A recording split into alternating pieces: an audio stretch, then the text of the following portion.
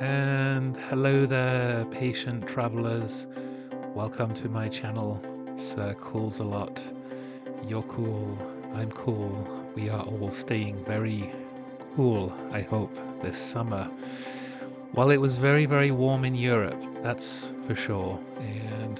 And just on the last week of July to the first few weeks of August, I just completed another international trip.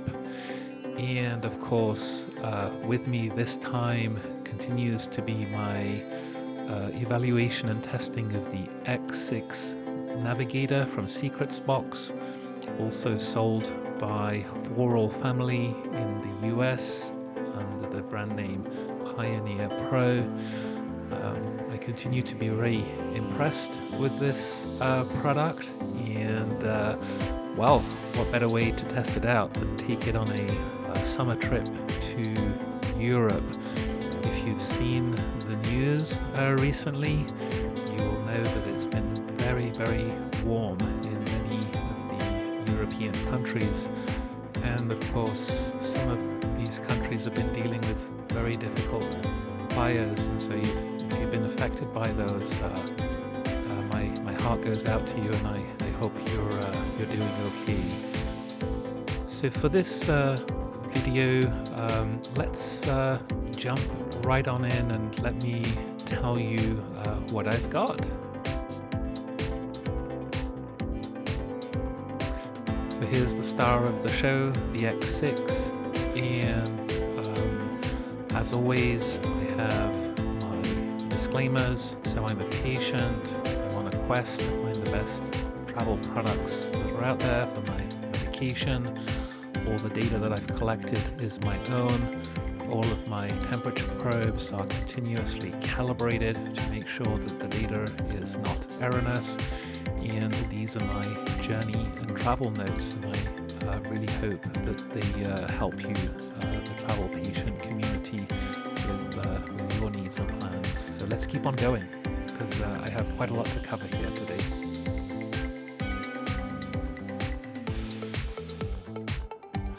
So this is the star of the show. You've seen this one before. I won't spend too much time on it, but just putting it here as a frame of reference, the X6 Medicine Travel Cooler.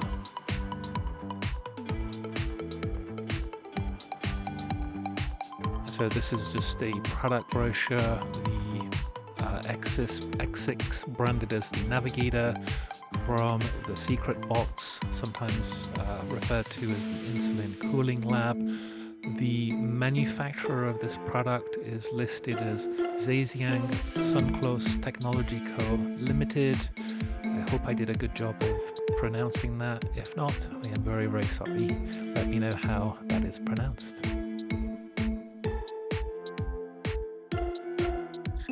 So here's the journey. You've seen me do this one a few times. So going from the Bay Area to London Heathrow, then from London Heathrow on to Basel in Switzerland, and then of course staying for nearly 2 weeks at a hotel in Basel. So this time I was staying at the Marriott in Basel. It's a pretty cool hotel. I stayed there a few times with different coolers, but not yet with the X6. So let's see how we do. So quite a long journey time, of course, traveling all the way from the Bay Area to Basel. There are some direct flights you can get to Zurich, but mostly it's connection flights via one or more of the European hubs. I tend to take the London Heathrow one.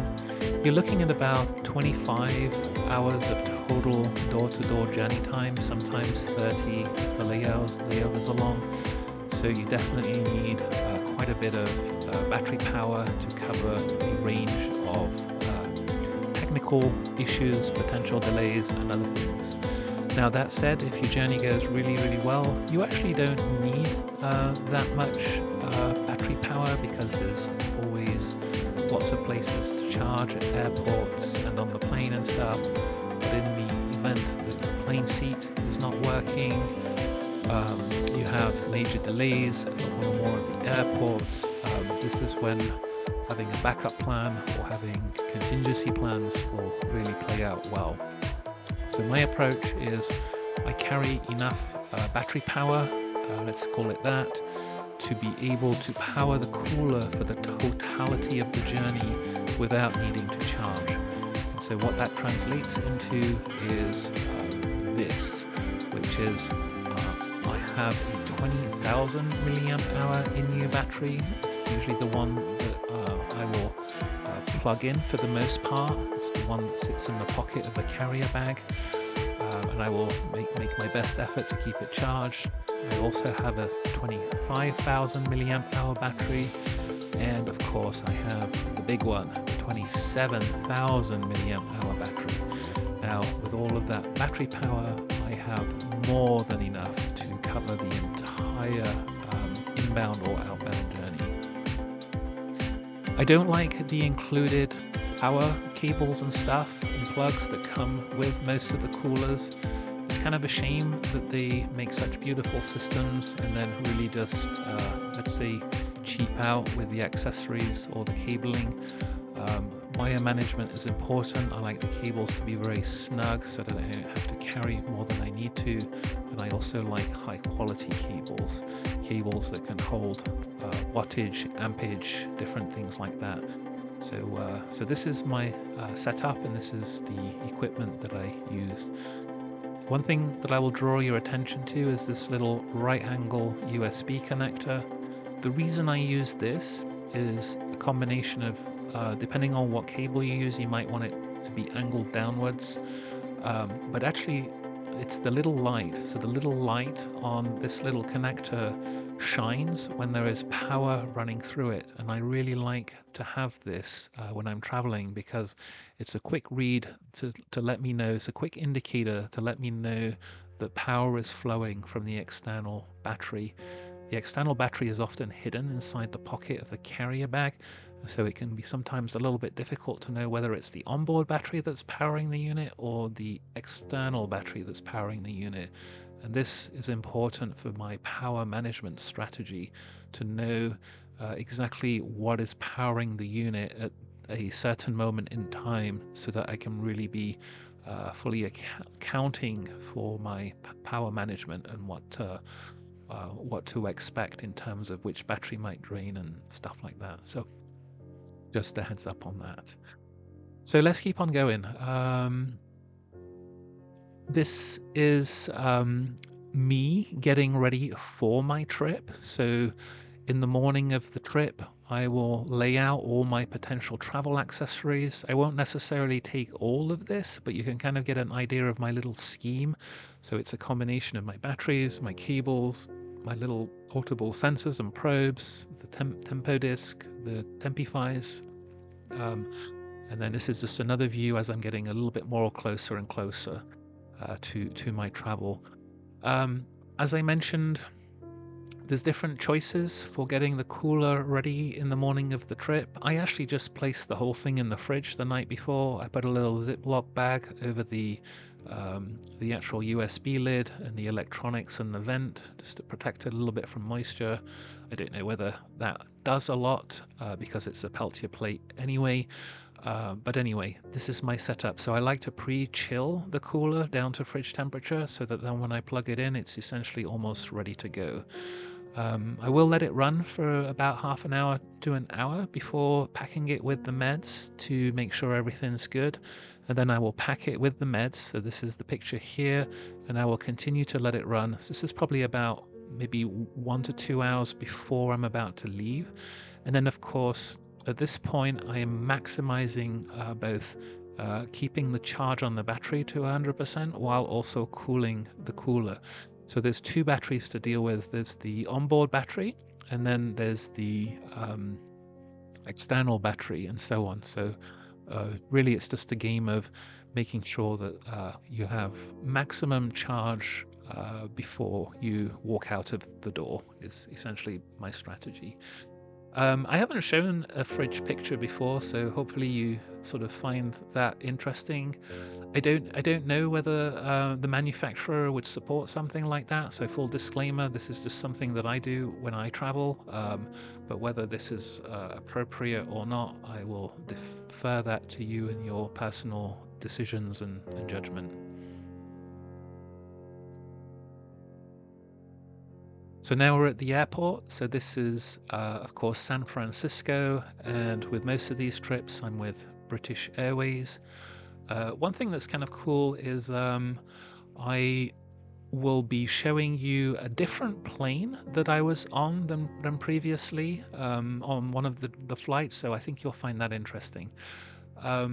The lounge at the SFO airport was interestingly enough empty when I arrived. There's a restaurant at the back of the British Airways lounge. I happened to have got a nice upgrade to first class, and so I went to sit back there, and I was able to take this nice video of the lounge in 360 as well as this still photo.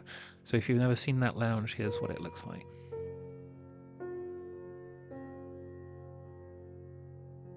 All right, so now we're at the Concorde Lounge at British Airways London Heathrow. It's a beautiful lounge. If you get the chance to travel internationally in first class, they will invite you to the lounge. There's kind of there's like a restaurant and a coffee area and a beautiful deck that overlooks the airport runway. In any case, great for breakfast, great for coffee, and also there's lots of plugs and other things to power up your travel cooler. So this is just to kind of give you a little bit of a feel for what that looks like. I think I've shown this a few times, but this is obviously the first time with the X6.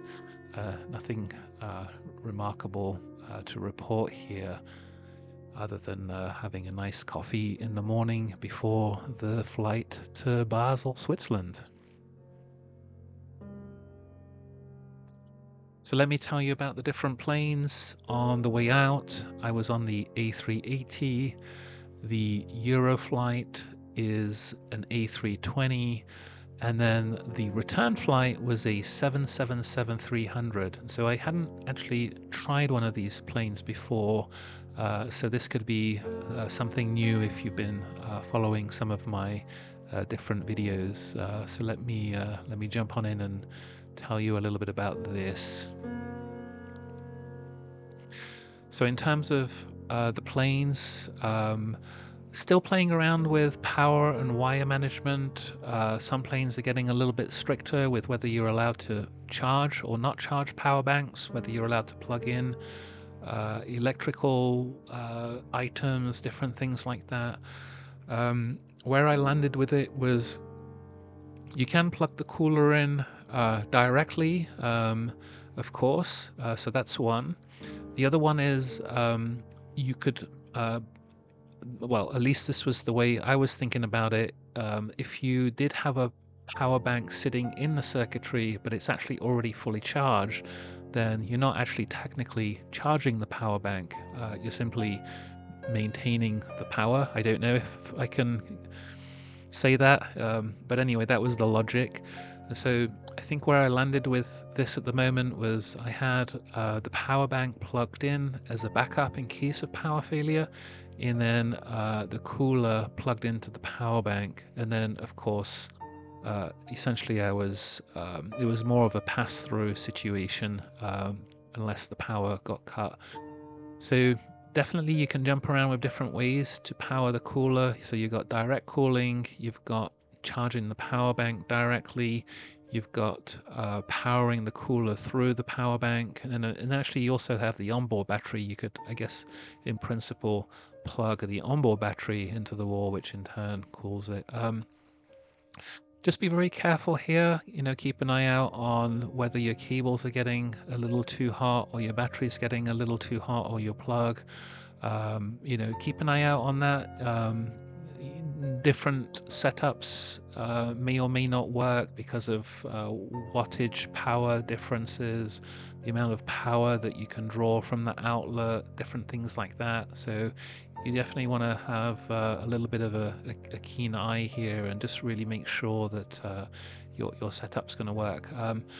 But the bottom line is, if the power situation is not looking good, if you do have the right amount of batteries, I guess you can just simply go on battery for the trip if you need to. So on the left side, this was the previous trip and my wire management skills trying to make this work. And then hey, have a look on the right side now. I have clearly got a lot better at my wire management skills. So I guess practice makes perfect. So this is just looking at that a little bit more from different perspectives. So here you can see the X6 cooler just sitting in the corner of the, let's call it the suite. And then here you can see the little hatch here, the container area that I have open, and this is where all the plugs and stuff are situated. So this is kind of just a little bit of a closer up view of the, you can see the cooler, it's kind of plugged into the international power plug. The USB ports I used for my phones. So this is one phone. Of course, I'm using the other phone for the photos, and so on and so forth.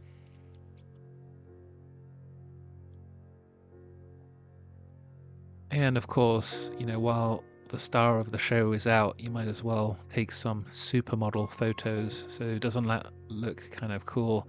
So here's the X6 journeying to London Heathrow, and there's a little bit of a close-up view of that of the power situation with the chair that I was in. So no issues throughout this this flight. And there's kind of some more cool. So you can see here, we just see the map there on the screen. We're just arriving in London Heathrow, so that's kind of cool, huh?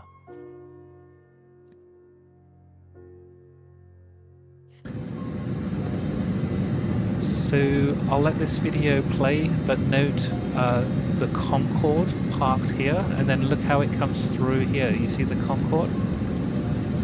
So I don't know if you know this, but if you get to land on one of the London Heathrow runways, you can actually see a real Concorde parked just on the side of the runway. And it just so happened that I had my video camera running as we went right past it. So there it is. I thought that might be a nice treat to share with you today. Here's the still of that photo. So here's what the Concorde looks like. And then of course, this is a stock photo of from London Heathrow showing you the Concorde. So beautiful feat of aerospace engineering.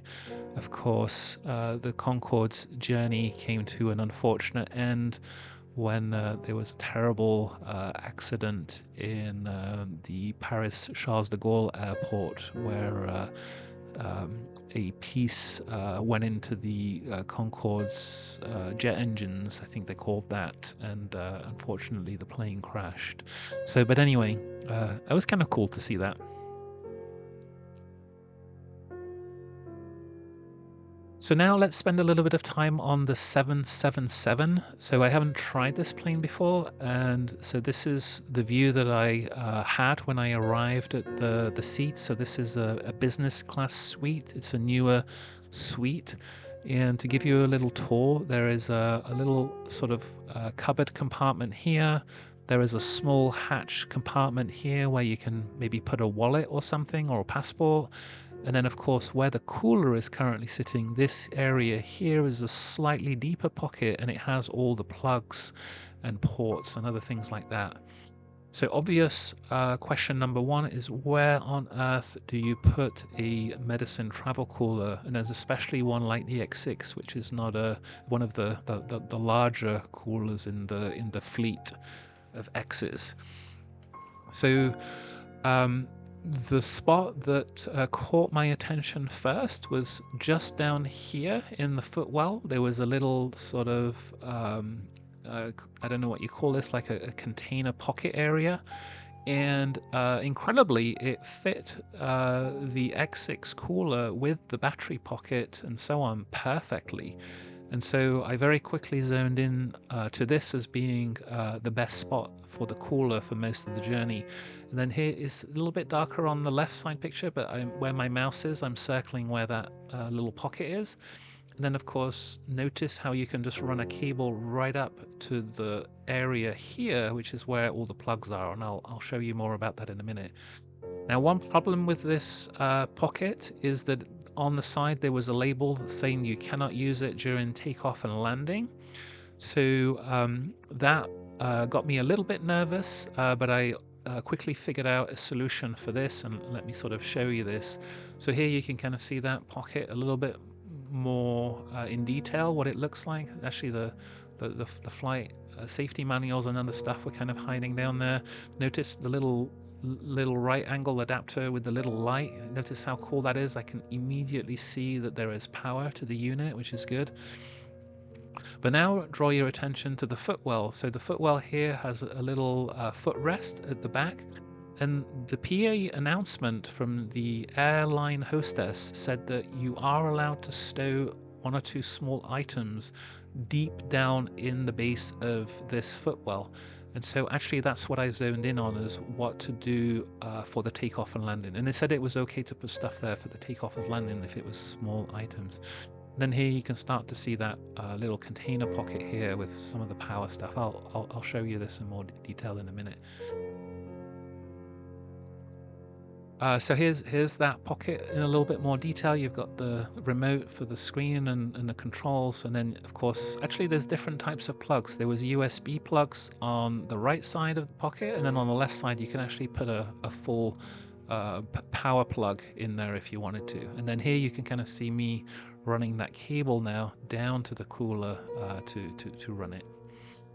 In this situation, I actually had the battery sitting as the pass-through, so the battery was running to the cooler and the power from the chair was running through the battery.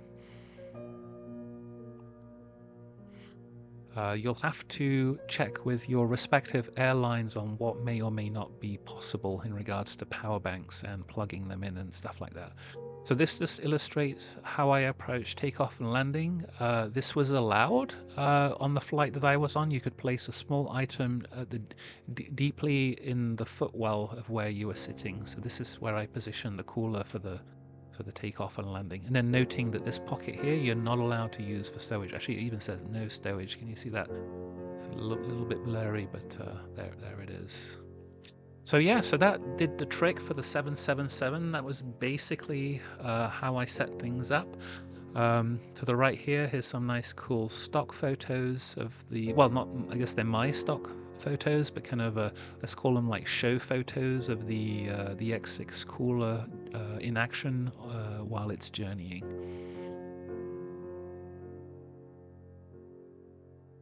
All right, so now we're at the hotel in Basel. This is me arriving, so giving you a quick tour of what the room looks like. So pretty standard fare for hotels. It's kind of a cool hotel, the Marriott Hotel. It's 4 stars, so definitely quite nice digs. Basically, for the pretty much the entire duration of the stay, I simply left the X6 cooler on the desk of the hotel.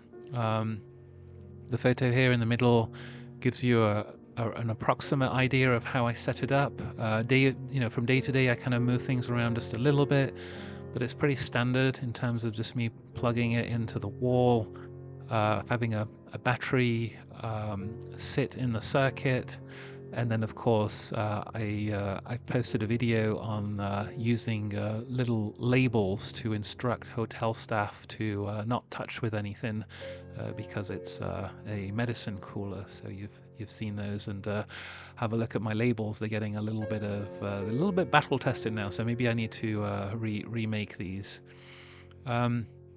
You might have noticed there was a crane outside the hotel. Amazingly, there are cranes everywhere in Basel and maybe Switzerland.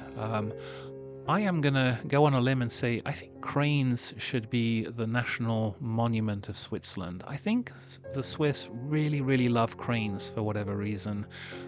Maybe it shows that your tax dollars are at work, or maybe it's just a very special way of construction. A lot of the Swiss towns have moderately high apartment buildings and stuff. They're not skyscraper high, and it's also very compact and so on. And so I can definitely see cranes being an important construction strategy in terms of being able to move things vertically very quickly in fairly efficient spaces. So anyway, but there are cranes everywhere, so kind of interesting. At least that's what I was observing. You'll see what I mean about cranes in a minute. I've got some more photos with cranes. This is just the room again from a different perspective, so you can kind of see what it looks like. And in the middle, notice the fridge, and notice how I have some temperature probes set up with injector pens. Heads up, these injector pens were not with live medicine. I'd already taken my dose. But what I wanted to do here was just to take a quick moment to assess whether the fridge in the room was viable enough to be able to just store your injector pens straight up there on the upper or lower shelf. So I'll show you that data in a little bit.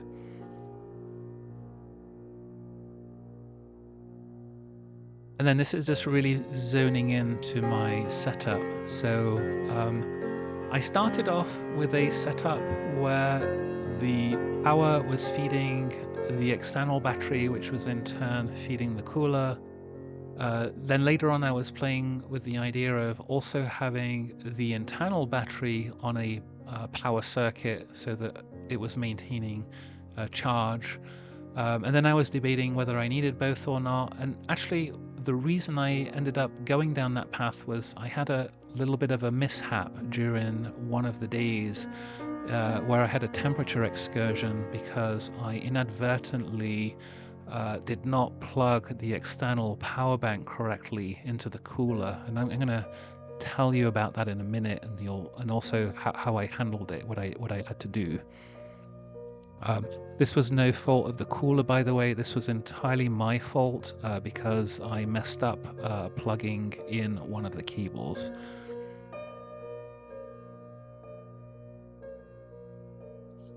Now, on one of the days, I had the chance to take a little walk around. This was one of the weekends.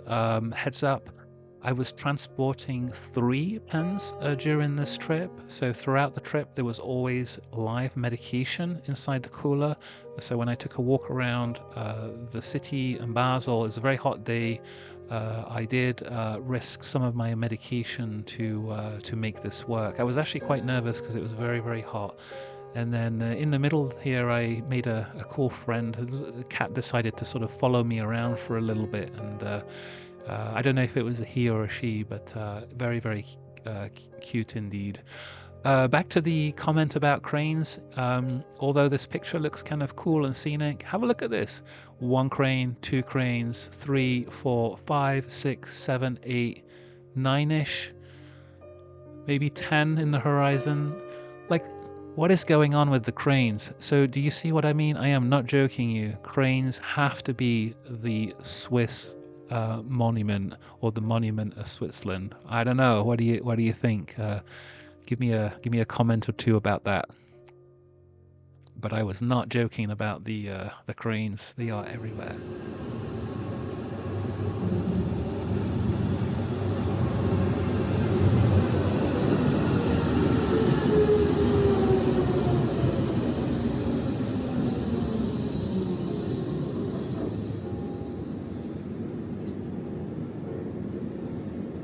And just so you believe it with your own eyes, here are some live videos from Basel City. Of course, they have a beautiful tram, public transportation system.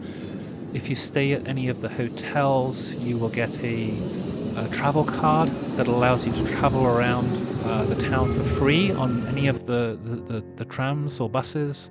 It's really quite amazing. And so, but there you go. There's the X6 cooler live in Basel, enjoying a nice day out at the weekend.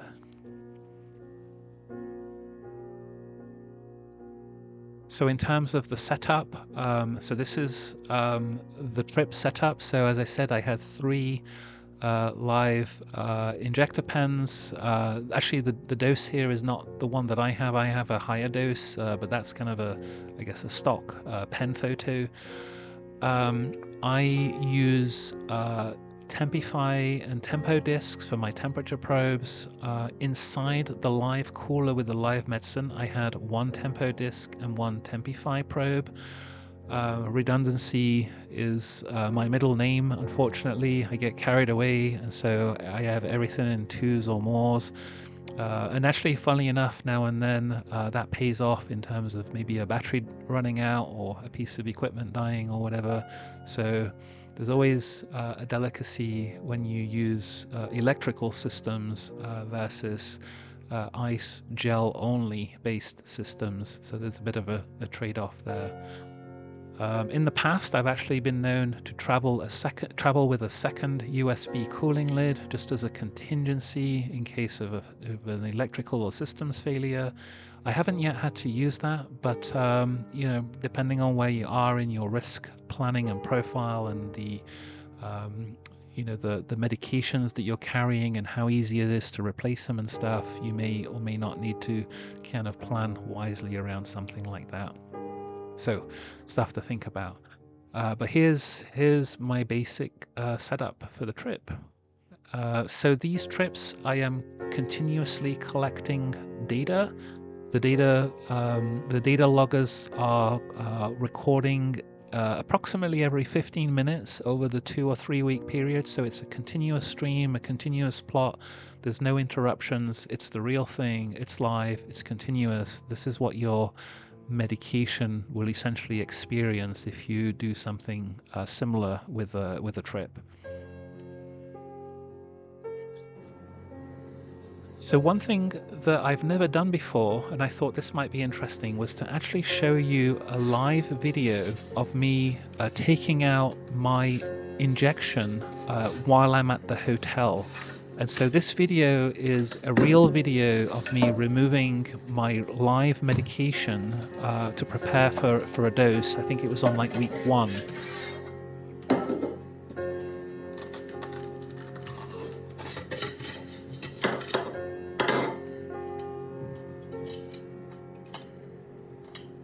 You can see the pen's in the locked position. Notice that. As I said, I have a higher dose.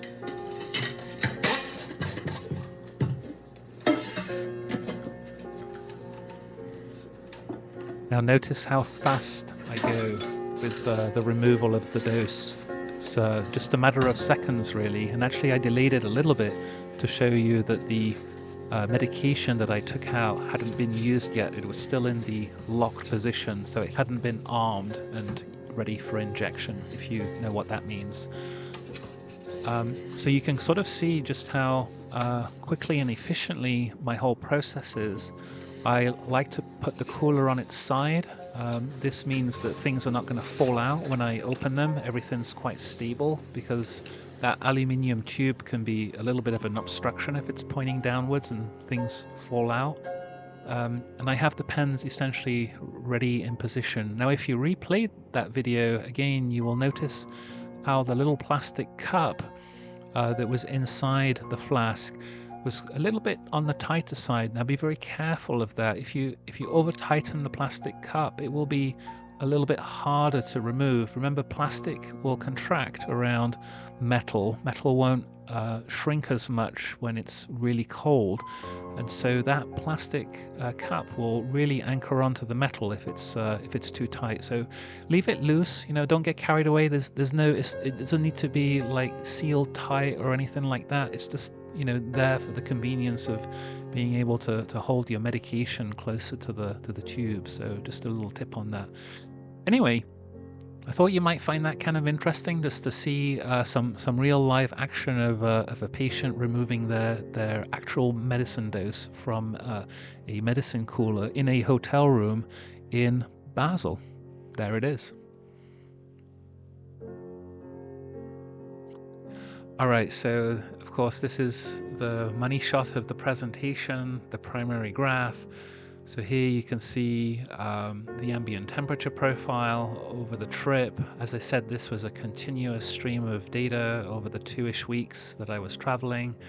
Here you can see an ambient temperature spike. This was when I walked around Basel for the day. This was like, a couple, maybe 3 or 4 hours. It looks small here because, you have like 2 weeks of data sitting in this graph. The airports and the planes, nothing eventful here on both sides. The inbound trip, the outbound trip. On the outbound trip, I was actually still transporting live medication. So just a heads up on that, because I took 3 weeks of medication because the trip was possibly going to get extended, but actually it didn't in the end, and so I didn't need it. But just to let you know, what that means is the cooler itself was continuously with real live medication. So in terms of putting the money where my mouth is, or my mouth, or the walk, or the talk, depending on what sayings you like, I am all in with that one for sure. So back to the data. Most of it's uneventful. This is packing, this is getting ready for the trip. When I was on the plane, I did experiment with trying to see how warm I could get the cooler without getting too uncomfortable in terms of my comfort zone. As you know, I really like to keep medication on the lower end of the fridge temperature. I'm a connoisseur of biotechnology, and I really understand and appreciate the power of potency with clinical efficacy and other things like that. And so, but in any case, I did experiment a little bit with the idea of, well, if I increase the temperature just enough, I would be able to gain a little bit more in terms of longevity with the batteries. So there's always a trade-off. The cooler, the more energy it will consume, so the more battery power it's going to burn. And so if you can get a fine dance and balance between those two, that's your recipe for success in terms of keeping your meds cool and having your batteries last as long as possible. You can see where I took my doses. There's a peak here and then a peak here, and then this actually here was just me repacking the cooler with the 2 pens that I'd put in the fridge for the return journey. So nothing too dramatic here. Now, I will tell you about this peak in a minute, because this was a really unfortunate mishap, but fortunately for me, I had a working solution on how to deal with this. In regards to the hotel mini fridge, well, let's put it bluntly, cool your medicines at your own risk. The top shelf, when I tried that out, was clearly a no-go. It was hovering in the 55 Fahrenheit. But that said, the hotel bottom fridge actually did quite well. It was sort of hovering in the 42, 43 Fahrenheit zone. When the fridge was empty, it was a little bit warmer. I mean, there was nothing in the fridge really to sort of hold the cold when you open the door and stuff. And so that sort of made natural sense that it was just struggling a little bit as an empty fridge. But later on, when I filled it with milk and some beverages and other stuff like that, the bottom fridge was actually potentially quite viable for this hotel room. I have stayed in other hotel rooms at the Marriott, and it's a bit hit and miss with which fridge works well or not. So anyway, if you are planning to use fridges when you travel, I think the most important thing here is bring a temperature probe or measuring device with you, one that's good. Put it in the fridge when you arrive, and then just basically measure it and see if it can do the job. So heads up on that. Hope that tip kind of helps. So now let's draw our attention to this excursion. So what happened here was, in the morning of the excursion event, I took my medication So I unpacked the cooler, I took my dose, and so on and so forth. But what I mistakenly didn't do was I didn't correctly plug the cable from the cooler to the power bank fully in the USB port. It was halfway in, but it was unfortunately not all the way in. And I hadn't realized and noticed that.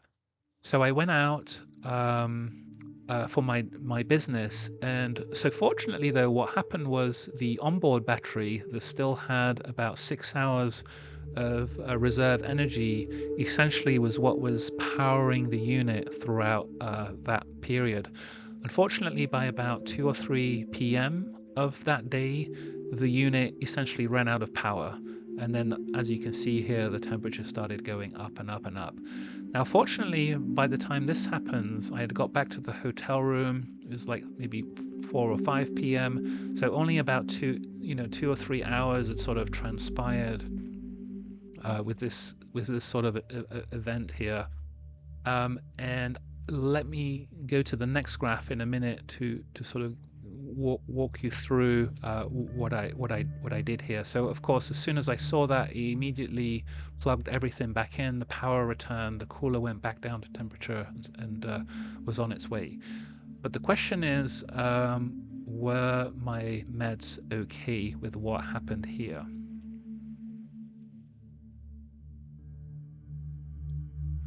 So fortunately, the meds that I have are from Lilly, and Lilly has this website that allows you to assess temperature excursions due to like unforeseen events and other things like that. Um, what you can do basically is you go to the website, you fill out the form, you say what product you have, you talk about whether it was exposed to light, whether you gave the dose, what was the temperature excursion. So in my case, it went above 8, and then for how long, and you put in the duration and so on. And it will essentially tell you whether you can use the medication or whether you can continue to store it at refrigerated temperature until you need to use it. And so, fortunately, in my case, the medication was okay in both ways. You could use the medication if you want to, but you could actually also continue to store the medication according to how it's indicated if you wanted to. So this was very important, and this told me that I was essentially okay in this situation. Now, I didn't get very far with this little tool, and I was kind of curious to see, well, what if you put 6 hours or 10 hours? Or I wasn't sure what the threshold was going to be for where it would tell you, oh, you have a problem. I might go back to this tool at some point just to like look at this a little bit more carefully. But to cut a long story short, the good news for me was this unfortunate mishap of me not correctly plugging my cable into my power bank was okay. It was a close call.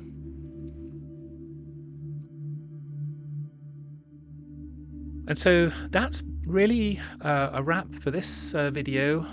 So hopefully you enjoyed it. I think I've already shared my views on the X6 before, so I'll quickly say them again. It's an incredible cooling system for transporting medication, very accurate, very precise. It is one of the larger units, so certainly bulkier. It is a heavy duty, it's the big guns, I suppose you would say. It can carry a lot of medication, and the fact that it has very good precision temperature control, may make that trade-off okay. But do be aware that it is a heavier system. Depending on what airline you travel with, that may or may not present challenges depending on what your carrier bag, your carry-on luggage weight restrictions and items units are, and power bank things, and so on and so forth. Another heads up. So far, every time I've gone through security at an airport, whether it be TSA in the USA or the international security check when you go through London Heathrow, or the French border control if you go through French customs to get to the Basel flight, or actually Swiss customs.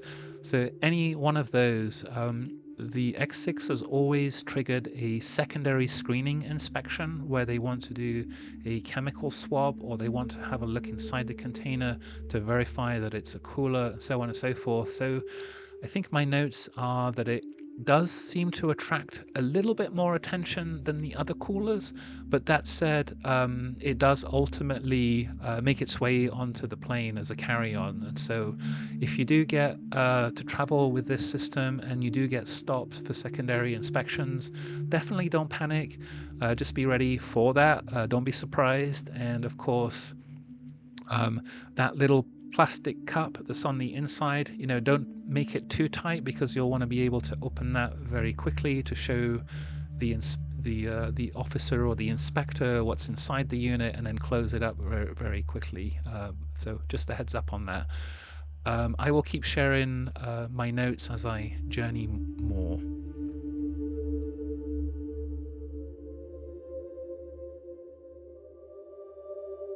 So in wrapping up for today, if you want to join the Cool Club community, lots of stuff going on. We got Discord servers, we got X, we got Reddit, whatever your flavor. Maybe we've got something for you.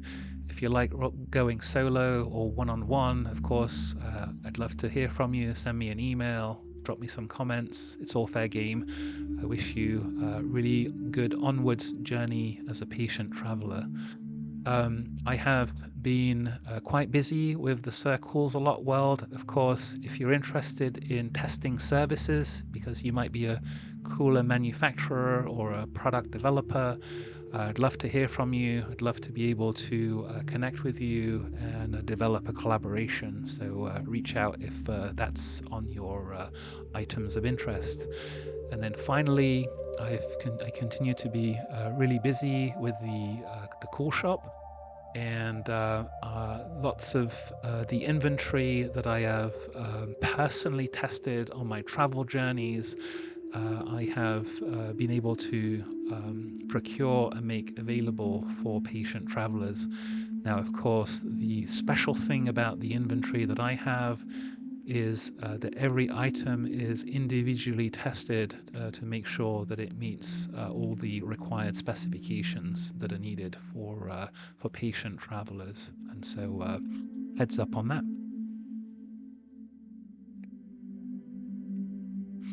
And if I haven't mentioned this, coming soon to a cinema near you is the X9. So this product apparently is extremely popular in the Asia, China markets, and I am hopefully going to be receiving some of this inventory in the next 1 to 2 months to be able to test it and evaluate whether it's worthy of being added to the Sir Koolzalot travel fleet. So to be continued on this one.